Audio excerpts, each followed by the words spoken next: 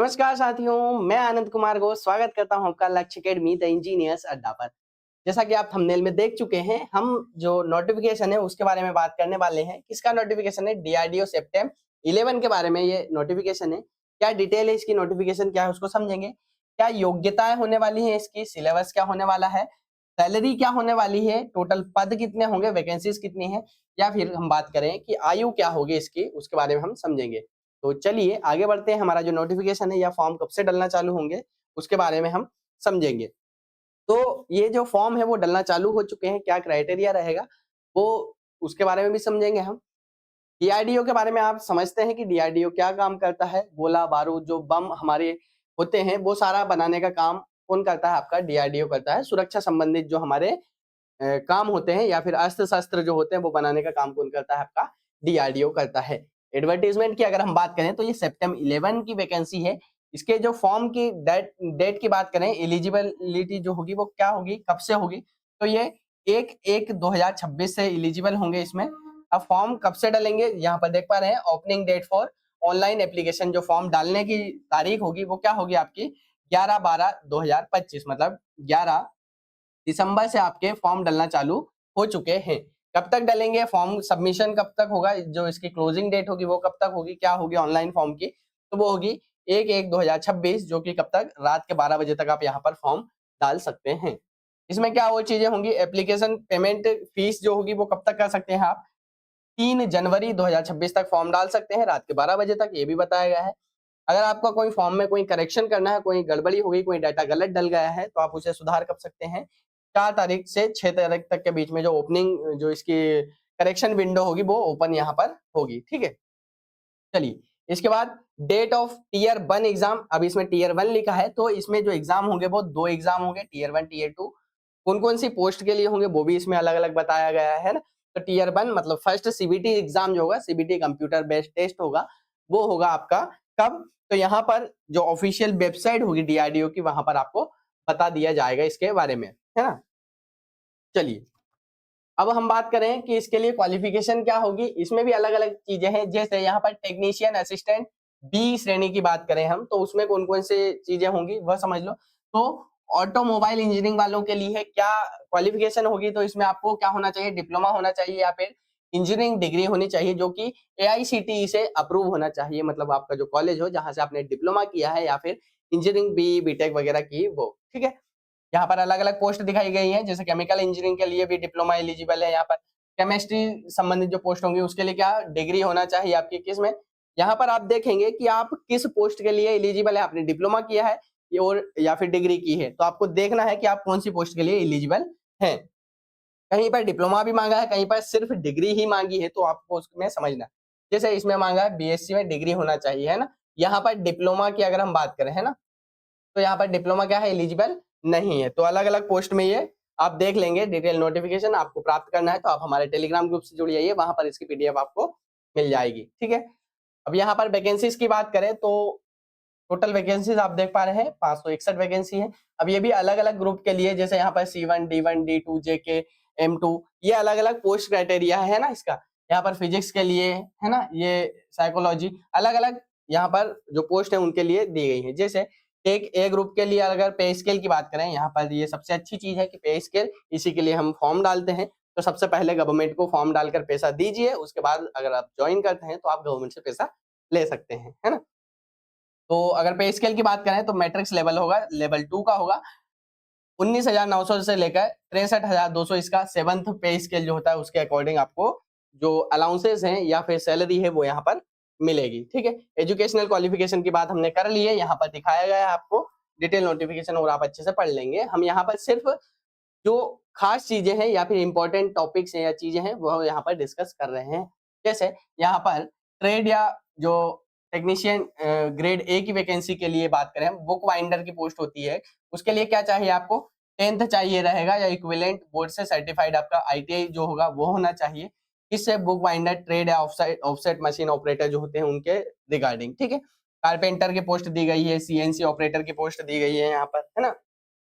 तो यहाँ पर आप देख पा रहे हैं सभी पोस्ट हैं, जैसे फिटर वालों के लिए है। अब वैकेंसीज की बात करें हम, तो वैकेंसीज यहाँ पर आप देख पा रहे हैं एससी एसटी ओबीसी जो सारी कैटेगरीज हैं वो यहाँ पर आप देख पा रहे हैं। इसमें भी जो पोस्ट की पोजीशन है वो यहाँ पर या दिखा रहा है आपको, जैसे मशीनिस्ट, ऑप्टिकल जो वर्कर होते हैं उनके लिए है, मैकेनिकल मोटर व्हीकल के लिए है ना। आप अपनी जो योग्यता रखते हैं वह समझ लेंगे। चलिए अब यहाँ पर हम बात कर लेते हैं क्या चीजें और इम्पोर्टेंट है इसमें, उनके बारे में, ठीक है।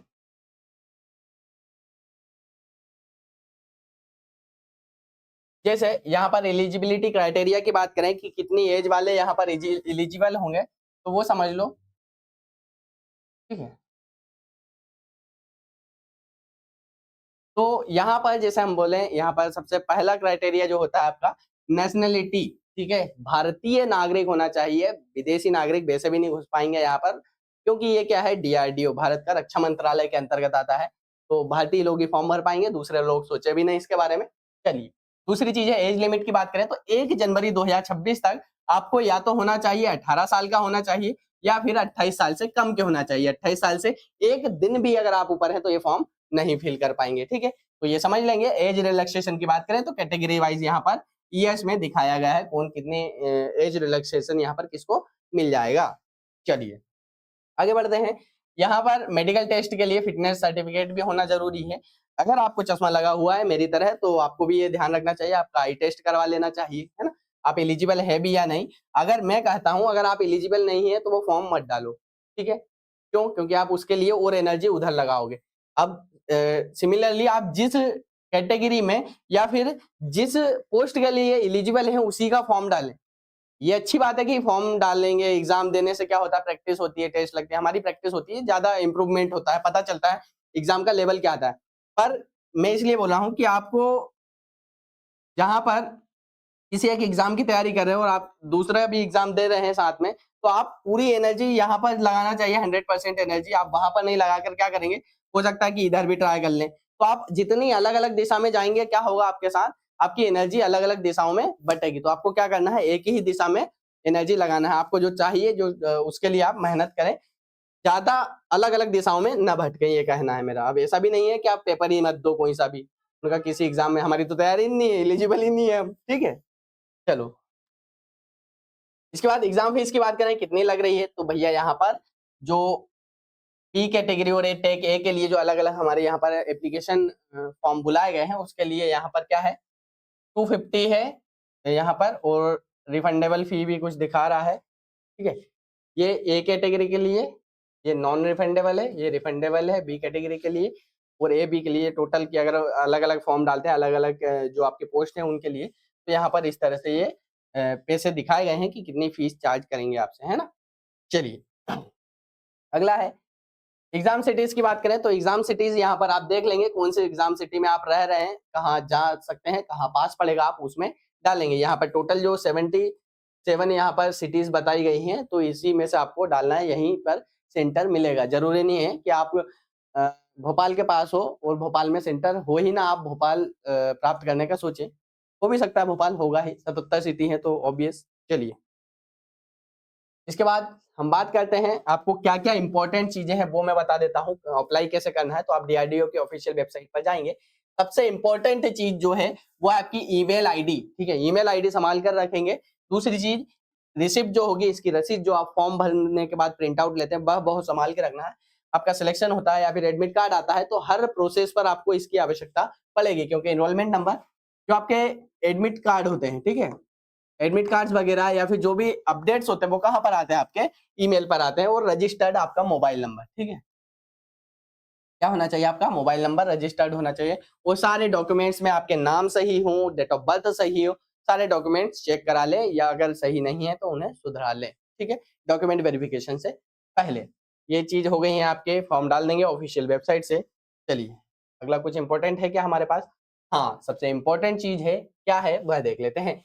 जैसे एग्जामिनेशन जो पैटर्न है आपका वो क्या है वो समझ लेते हैं। जैसे यहाँ पर सीबीटी फॉर स्क्रीनिंग, तो यहाँ पर क्वेश्चंस दिखाए गए हैं, नंबर ऑफ क्वेश्चंस कितने हैं 150 दिखाए गए हैं, मैक्सिमम मार्क्स कितने हैं 150, मतलब एक क्वेश्चन कितने नंबर का होगा, 1 नंबर का होगा। टाइम की बात करें, ड्यूरेशन की बात करें तो 120 मिनट दिए गए हैं यहाँ पर, मतलब 2 घंटे यहाँ पर दिए गए हैं आपको। अब यहाँ पर क्या होगा, इसमें सीबीटी फॉर प्रोविजनल सिलेक्शन के लिए क्या होगा, टेस्ट होगा, 20 मिनट मिलेंगे आपको, ये सेम प्रोसीजर बताई गई है। चलिए इसके बाद टेबल 2 में जो टाइमिंग दी गई है टेक्नीशियन ए पोस्ट के लिए, वो क्या है, इसमें भी सेम पैटर्न रहने वाला है।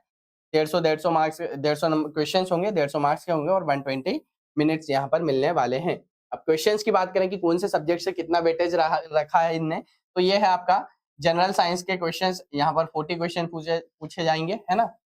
इंग्लिश के 30 क्वेश्चंस, क्वांटिटेटिव एप्टीट्यूड जिसे हम मैथ्स कहते हैं उसके 40 क्वेश्चन पूछेंगे, और जनरल जो रीजनिंग होती है आपकी उससे कितने क्वेश्चन पूछे जाएंगे, 40। तो इस तरह से टोटल इनका योग करेंगे आप तो कितने क्वेश्चन बनेंगे आपके, 150 क्वेश्चन बनेंगे, ठीक है।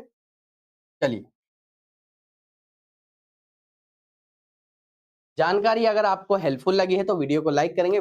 जो वीडियो है आपको फ्री में नहीं देखना है, हम बहुत मेहनत कर रहे हैं आपके लिए, शेयर ज्यादा से ज्यादा करेंगे, और चैनल को पहली बार विजिट कर रहे हैं तो चैनल को सब्सक्राइब करते हैं। मिलते हैं अगले नोटिफिकेशन के साथ। Thanks for watching.